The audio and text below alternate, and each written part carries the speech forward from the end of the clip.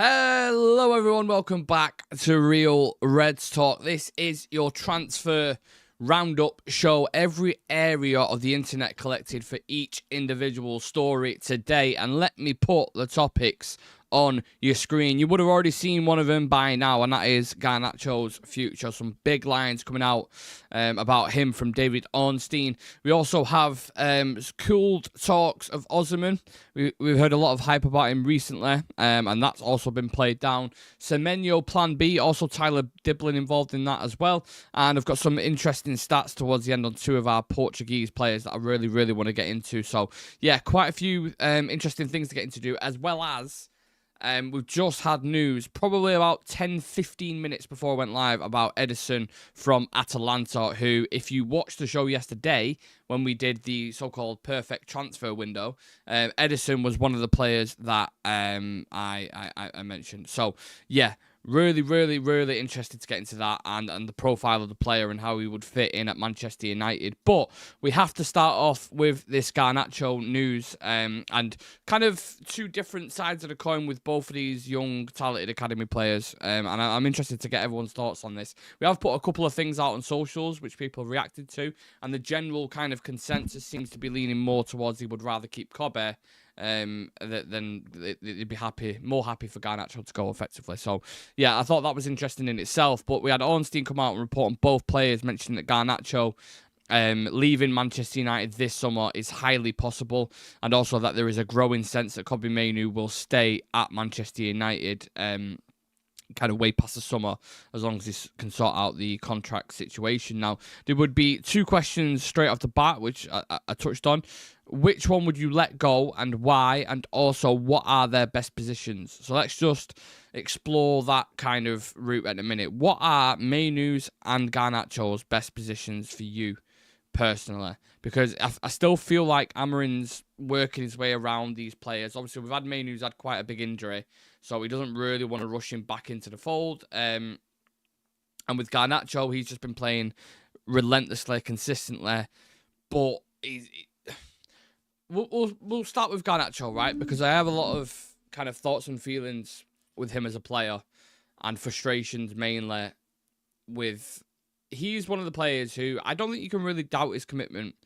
He is relentless. He works hard on the pitch. I'm happy with all of that. I do think he's slightly over-arrogant at times. I think he pushes that a little bit too much. I think he pays way too much attention to social media. And I would probably throw his brother into that mix as well. I think they've always got to reply to something, or they've always got to put something out, or they've just stay away from it. Stay away from it. Do you see Kobbie doing that on social media? No, you don't. Because you don't need to involve yourself with those kind of things. But obviously he feels like he needs to. Some of the reactions that he's had, when he's been called off to the sub bench, is a bit like, what do you mean you're taking me off? Even when he's had a poor game, I don't like things like that. I like a player having confidence in his own ability. I love that. But when that confidence turns to arrogance, and more importantly, when you don't back that arrogance up, that's when it becomes a problem for me. That hasn't been much of an issue as of late, I would say. He just seems to be cracking on and doing what he's doing. But with Garnacho, and you guys will know this, you're not stupid, you've watched him play many times before, there are so many frustrations with him when you watch him play the game and you watch him in the final third, and how many times he gets into really important areas and makes the wrong decision. Or he'll either snatch at a shot, and it'll just, and not just once, by the way, 3, 4, 5 times, he will keep getting into those positions, which is great, which is good. You got to get there in the first place, right? There's players in the league who can't even do that. They can't even beat a man. So it's good to get into those kind of areas, but then when he does get into important areas, never makes the right decision. He'll never square it for a striker. There was the last game was probably the first time I've watched him where he's actually probably put 3 on a plate, where you've gone, why is there not a striker in there to finish that?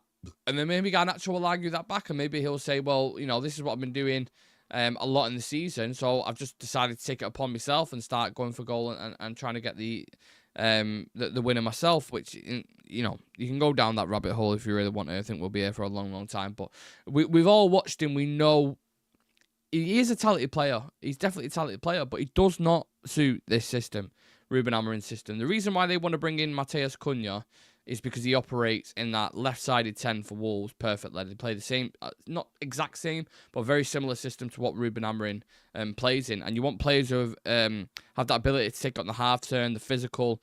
They can play the eye of the needle passes, but they're also a deadly finisher as well and clinical. And Cunha is that. I think he's got 14 goals, 6 assists in 30 games or something. Somewhere around that ballpark. So that's a significant improvement straight away. And when you can get probably the same price for Garnacho, or at least close to it, so what you can pay for Cunha, when you look, for me, when you look at it objectively, it just makes sense. Sell Garnacho, bring in Cunha if you need to. If you ask yourself that question in your mind, are we going to be a better team with Cunha rather than Garnacho on the side? In this system I'm talking about.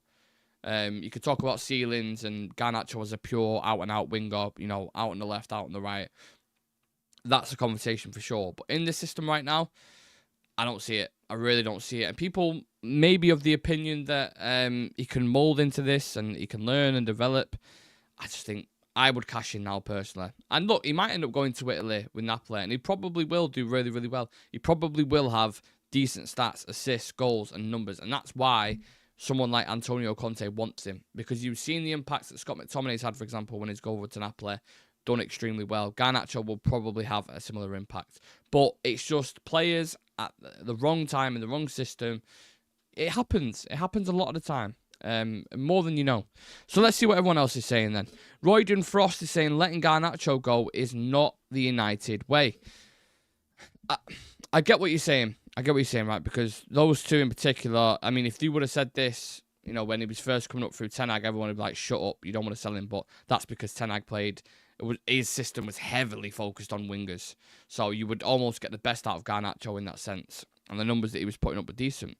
And his numbers aren't bad this season either, by the way. But if you're saying it's not the United way, we've lost our way. In the last 10, 12 years, whatever it's been, we've completely lost our way. And we need to find our way back. And that starts by winning games on the pitch. And you win games on the pitch when you have a fluid system and players who are clinical in important moments. And bringing Cunha, to me, is putting oil in the vehicle. I don't know why I'm using a car analogy because I know nothing about cars. I was going to say it's putting oil in the car. It's just putting, you're putting petrol in the car instead of diesel. Let's just say that. If you've got a petrol car. Yeah, not the best at analogies, obviously, but you take what I'm saying. We've been linked to Cardozo if we sell Alejandro, Nick. Yeah, I've seen that Cardozo link as well, the Real Betis. He's one of the players who I don't actually know much about, so I'll have to do my digging on him, and I might do a little show on him as well. Why are we selling Elanga 2.0? Oh, that's interesting. He should have had 3 assists against Wolves. He's extremely close to becoming a star. He's a 20-year-old wonder kid that has capped for Argentina. He can be moulded to fit the system. He's much closer to fitting the system than you believe. Hey, there's a different take from Random. I appreciate anyone's opinion, of course. McMillan saying Cunha's so much better in this system, especially with the lap. We won't get any better next season with Garnacho if we get the lap, don't get Cunha. I'd rather sign only 2 players in the summer and keep Garnacho than sign 4 players from money we get from Ghana. Look, there's no doubt in my mind he's a talented player, right? Garnacho there's something there, definitely. But you can't, for me, if I'm looking at it on scales, like what's going to outweigh, the chances that he's missed and the chances that where he's not squared it across the box and how many times he's got into really frustrating areas where he's just lost the ball or the passes to Bruno where he's under-hit it or over-hit it. There is too many situations like that for me. And I know he's young. I know he's only 20 years old. I get it. But we don't really have time to be patient with him. We need, Cunha will come in and hit the ground running. And I will happily eat shit, not literally, but on here and accept it if Cunha comes in and doesn't look instantly a better fit. United know that. They know that. Garnacho's rough around the edges. He needs a lot of improvement in his end product. His end product's terrible. His dribbling as well. If you look at his statistics, he's got one of the worst dribbling rates in the league and one of the worst shot conversion rates. He scored 5 goals, I think it is, in the league, and he's had about 78 shots. His conversion rate is terrible. So there is more context to him. There's more context to that. I think Cunha's a better player. Yeah, he's a little bit older, and Garnacho may get to Cunha's level or maybe get even better. But right now, I would rather take Cunha in the system. Hands down, 1,000,000%.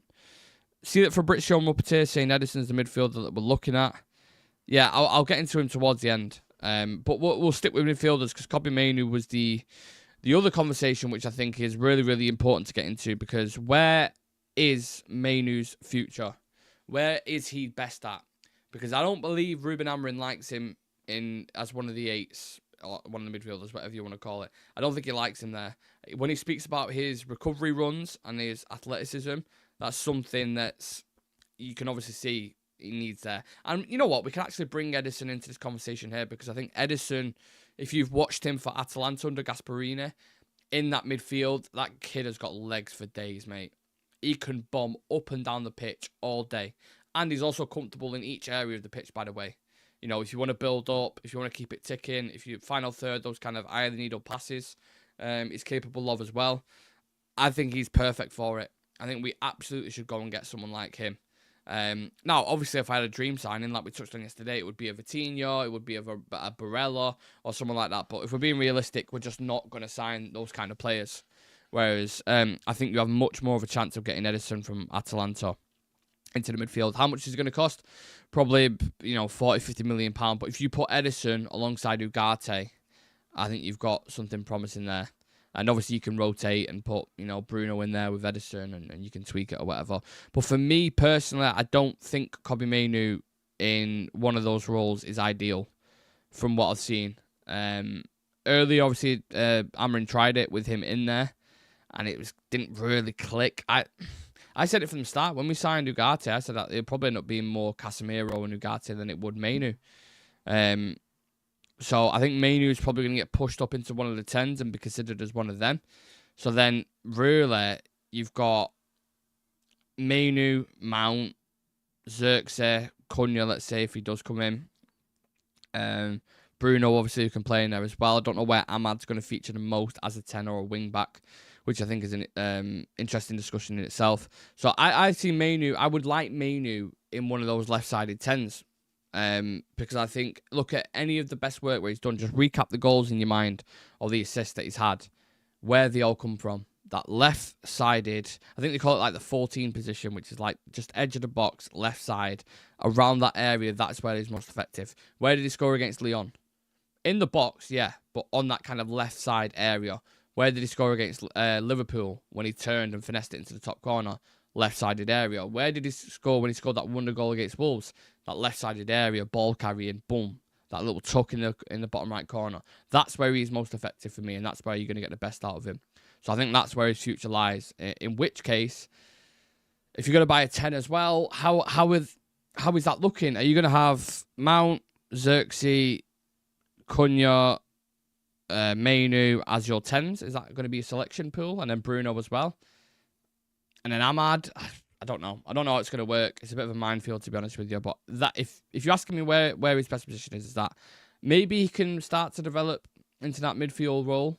But something you can't really improve on is athleticism to a certain extent. Like, you can always improve coaching and improve on the pitch in terms of your positional sense and those kind of things. But your actual athleticism to bomb up and down a pitch is kind of like a God's given thing. Do you know what I mean? So for me, I think the 10, ladies and gentlemen, I think that's his best position. That's a good thing in my opinion. He's elite at finding chances at 20. Cunha's like another striker. He's more of a goal scorer than Garnacho, and with not getting experienced striker will only benefit us scoring more goals. Delap and Cunha works, not Garner. Mainoo desperately needs an experienced midfielder to learn off. I agree with that as well. We're interested in Mastertuano. If we can't get the lap, we can use Cunha as a striker and play Bruno or Mastertuano behind him. Garner doesn't suit that as much. I agree. With the Mastertuano, I haven't watched. He's another player. I haven't seen him at all, so I can't really make a comment on him. I don't know how talented he is. I've heard a lot of good things, but I would much rather watch a player for myself to make an assumption. So on him, I don't know. But a lot of the noise sounds good around him. So, yeah. Future of that, it looks like Garnacho, just to kind of recap on the first bit, is going to end up going, and Kobbie Mainoo is going to end up staying. So let us know your thoughts and feelings on that. And also, we put some stuff out earlier today on social, so follow us on Instagram and Twitter as well to interact with those kind of stories. Now, on to the next bit. So, is an important bit about Victor Osimhen here, which is, I don't know if you want to call it surprising, but I think it is, given how many journalists around it were reporting it. So this is from Ornstein again, saying that if United look for other strikers, I'm sure it's not going to be Victor Osimhen. He will not be on the agenda for Manchester United. The feeling among Premier League clubs that have looked into signing Victor Osimhen is that the salary expectations are difficult to meet, and he is perhaps not the player or character that they are looking for at present.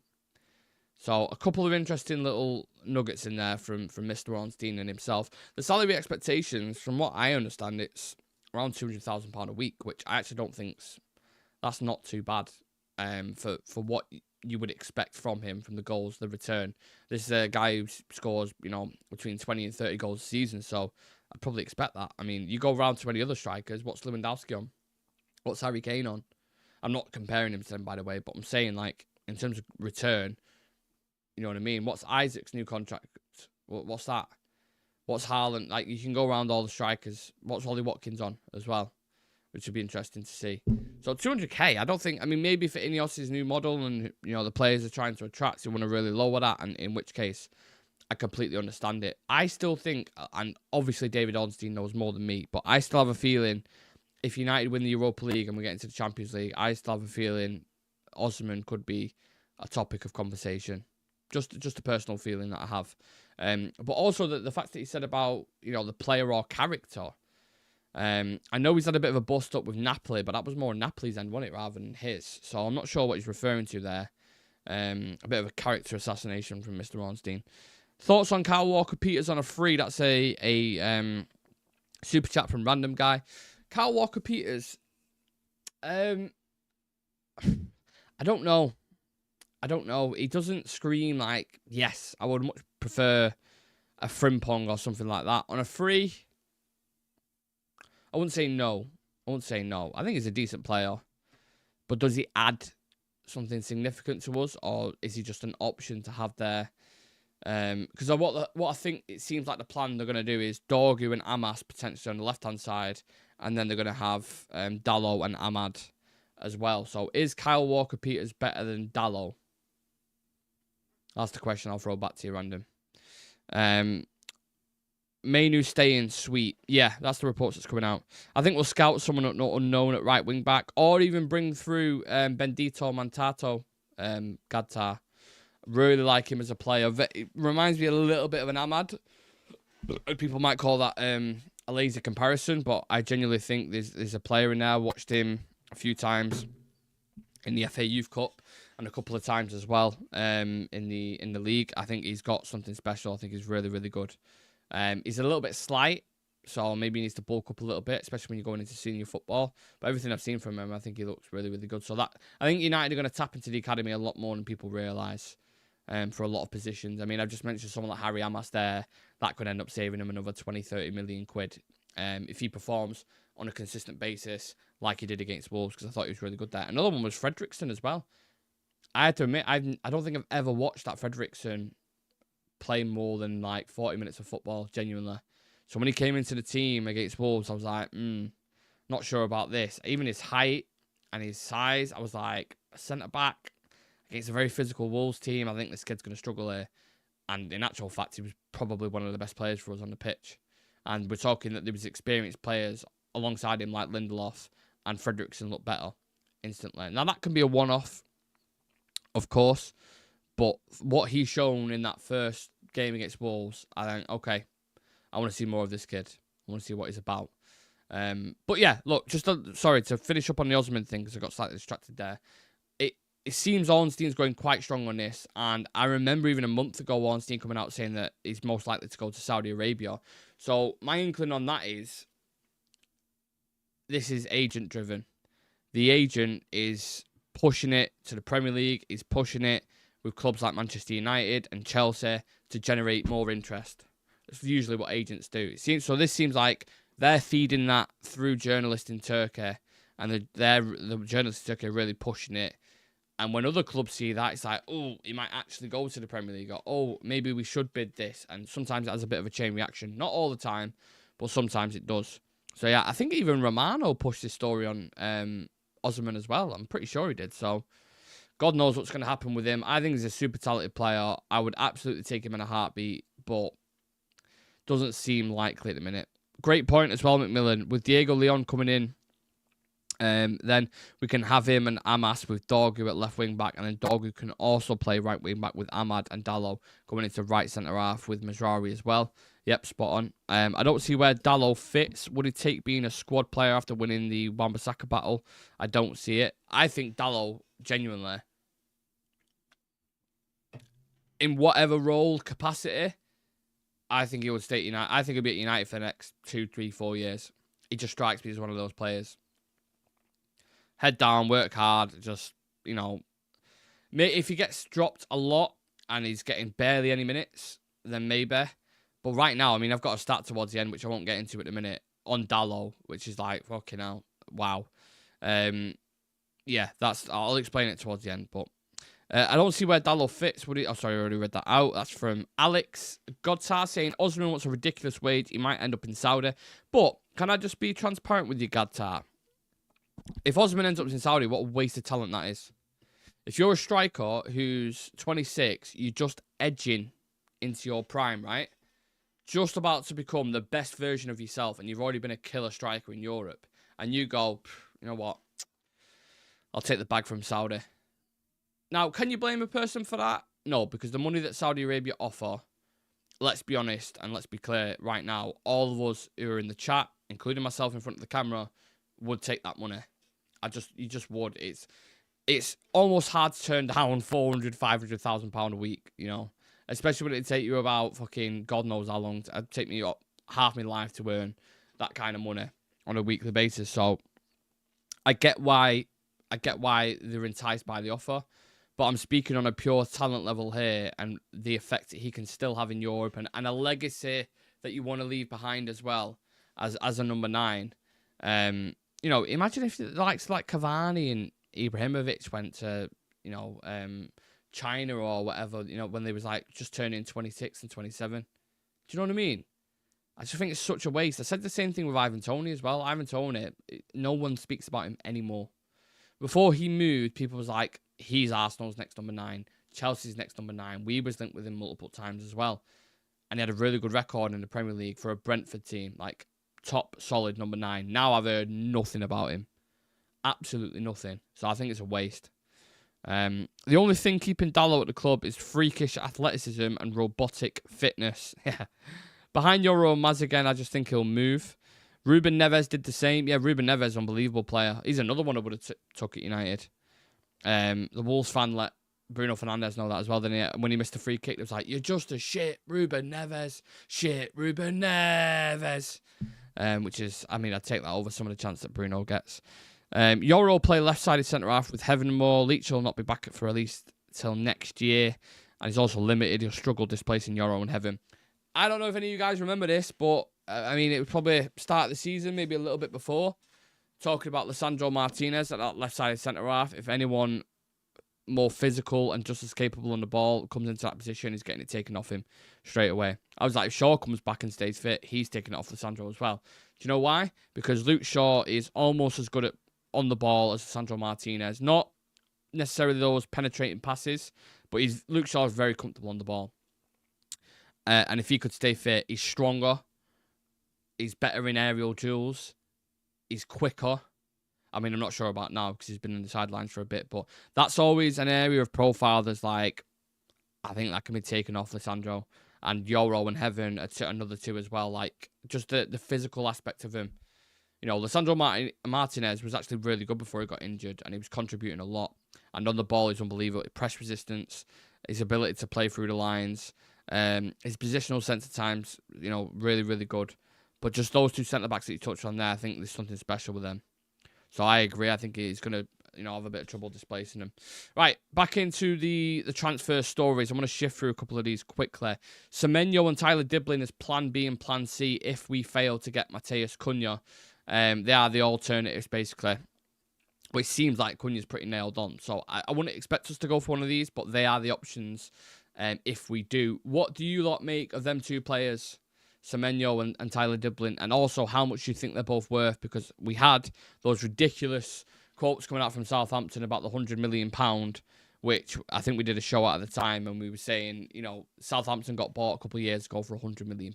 So if you think you can sell one of your young players for the same price as your club, you're smoking crack, mate. Let's be honest about that. So he's obviously not going to go for that price. I would quote Tyler Dibling.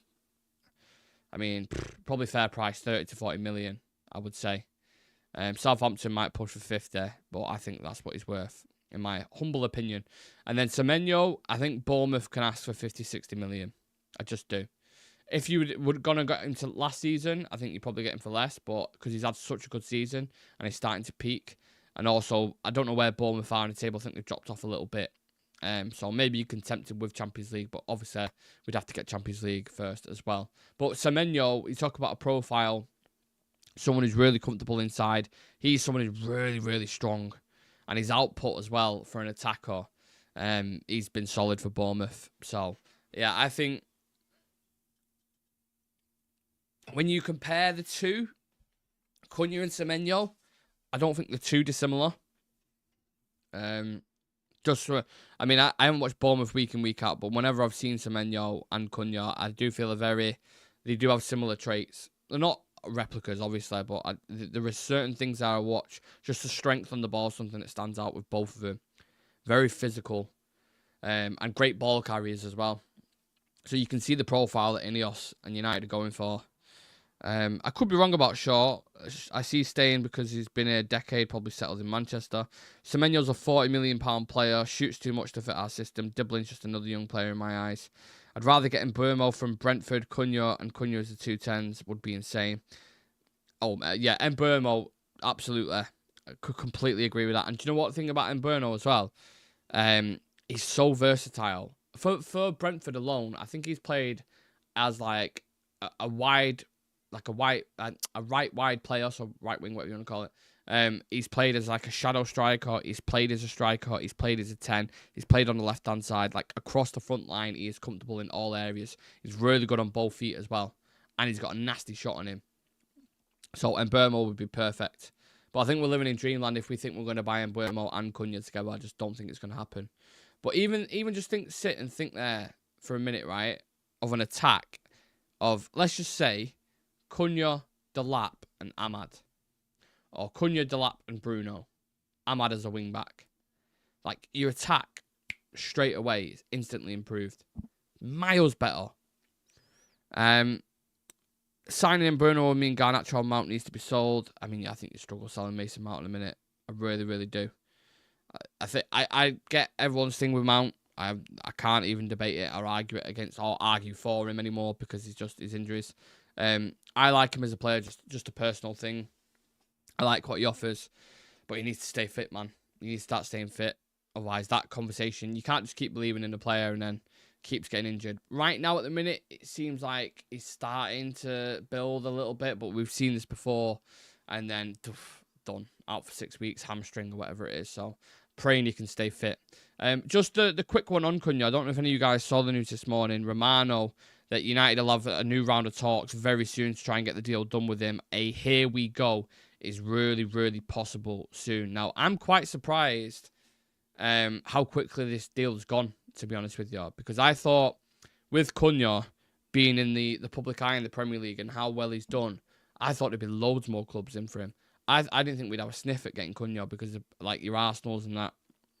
Even Forest offering like Champions League football. I know we're still Manchester United, but I thought that would be something that he wants. But he seems very eager to join us. He seems to really love the club, and he's not asked about Champions League football, and he fits this system. Obviously speaks the same language as a lot of the players that we have in the team, like Casemiro, Bruno Fernandes, Diego Dalot, Ruben Amorim. Maybe he just sees it as a really good fit. And sometimes you get that with transfers, but it's really taken me by surprise how quick and eager he is to come. Now, I know there is some concerns. Well, people have spoken about the situations he's had with Wolves, right, where he's picked up a red card or he's kicking off with someone or there's a bit too much passion there. To be honest with you, if it's not misplaced, we need warriors, do we not? And fighters. If you have the odd, the boiling point sometimes, that's cool. I mean, look at some of our best players. Did Eric Cantona not have a boiling point? Did Roy Keane not have a boiling point? Did Jaap Stam not have a boiling point? You know, I don't mind that. Yeah, give me a bit of fucking fight because we need it. The United have lacked physicality in fight for a long, long time. We're too easy to play against. We're too weak to play against. So if he has got a bit of that, great. I'll take it all day. As long as you back it up on the pitch as well. Yes, please. Junior Gabbo, would you take James McAtee at Man City? Well, James McAtee's already at Man City, so I couldn't do that transfer. Isn't Mount going to go into a repair shop or something like a 6-month muscle thing? Yeah, it wouldn't surprise me. Get like a bionic quad put in. Wasn't there talk of sending Mount to a specialist in Switzerland to get his injuries figured out? Still think Mount has a systematic problem that lingers.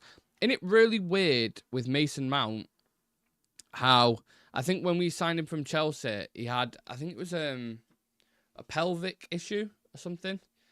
And he struggled with that for a bit. But to see, like, I mean, let's go through his injuries right now because I don't want to misquote the things that he's had. But it's all been like muscle problems, hasn't it? And given the nature that he plays, like, it kind of makes sense because he is very, very aggressive and he's one of the best pressers in the league numbers-wise when he is available. Well, let's just go through him now.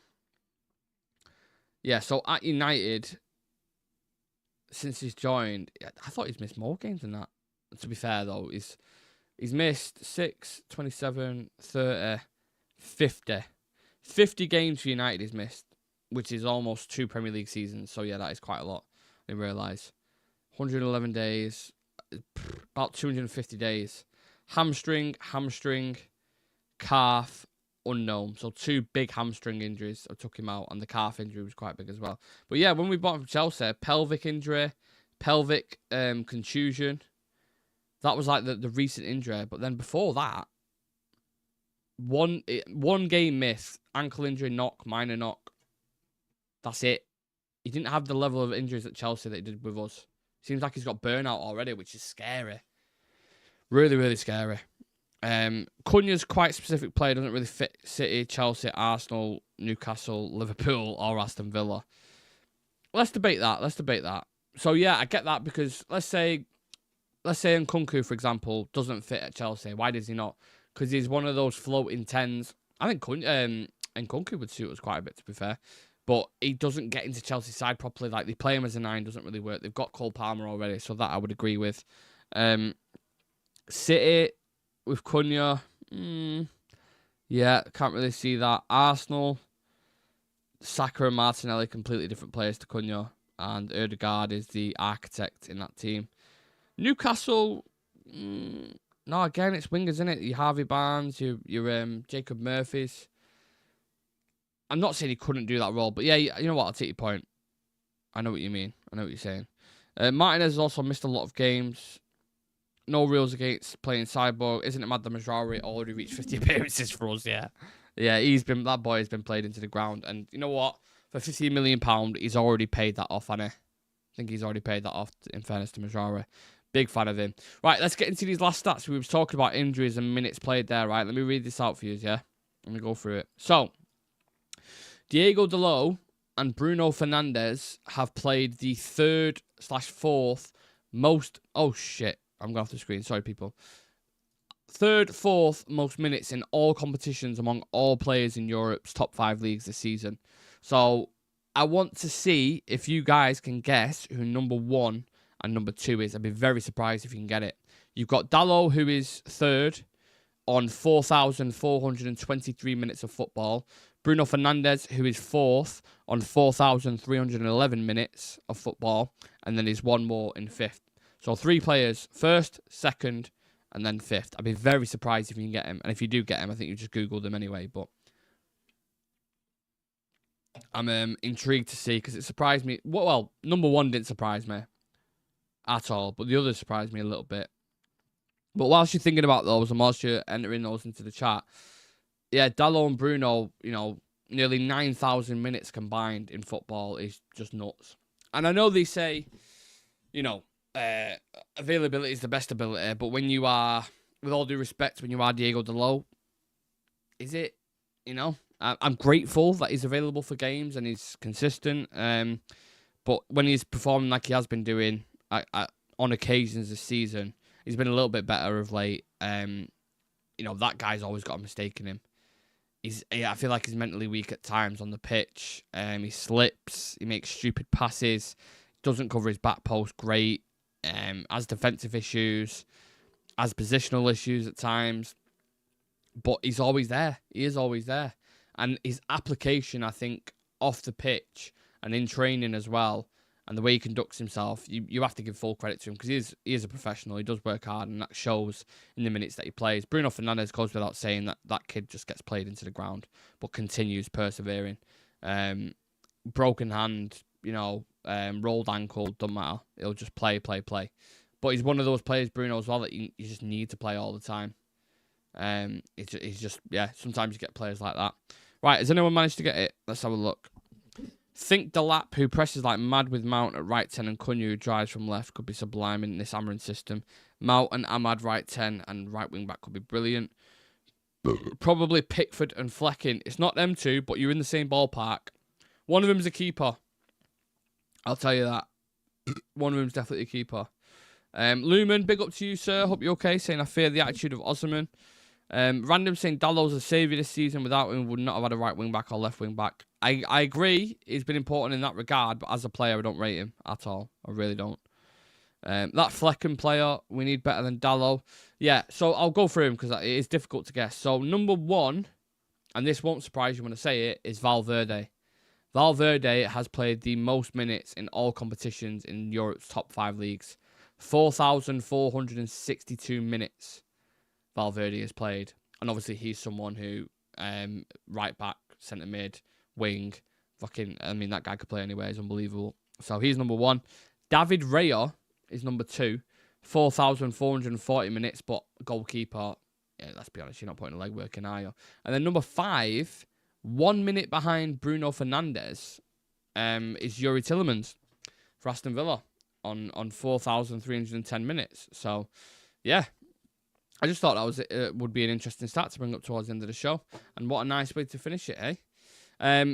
We have football this weekend, I believe, don't we? We do have football on the Sunday because we play Bournemouth away, which is, we never have a good result there or a good game in general. So we'll have the preview for that. What day are we on today? Is it Thursday today, isn't it? Yeah. Preview for that tomorrow night. We'll also feature an afternoon show as well, and we'll have some fun bits over the weekend, and then we'll be live for the pre-match and post-match on Sunday. So, yeah, if you can, lovely people, if you are just joining or watching this later on rather than live, hit that subscribe button. We're on 14,102 subs, so if you can subscribe, that'd be amazing. Also, I forgot to mention this. People have been wondering about my backdrop. This is still a work in progress, by the way. There's still loads of stuff that I want to put on there and tweak and sort out. That was just kind of thrown together. But I got given a cool gift by sister, which is Rooney's overhead kick, but it's like a graphic and a load of stuff around it as well, and the team sheet on the game. Thought that was really cool. Some whiskey, bourbon, which I've still not touched. A couple of bits there he's sorting down. But yeah, just improving slightly. And then you've got these bits. I'm going to sort it all out. Make it look more professional. I want wooden paneling here so it goes down. A load of ideas generating in my head, but I'll get to that point.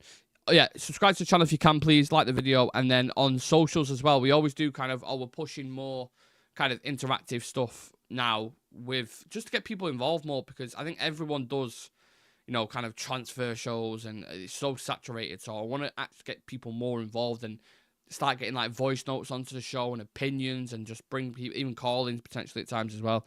I want to start doing that. So to look out for stuff like that, to submit entries or whatever it is, they'll be on the socials, so Instagram, Twitter, TikTok, etc. So yeah, appreciate every single one of yous. Thursday, one day just before the weekend. Hopefully you all haven't worked too hard and you got stuff planned for this weekend, but next week's a big one as well. Don't forget, we've got Athletic Club on the Thursday away, which is a massive semi-final. So yeah, can't wait to get to that. But we've got a few days before that. Appreciate you all, legends, everyone in the chat. I really, really appreciate you guys. I'll see you tomorrow. Yeah.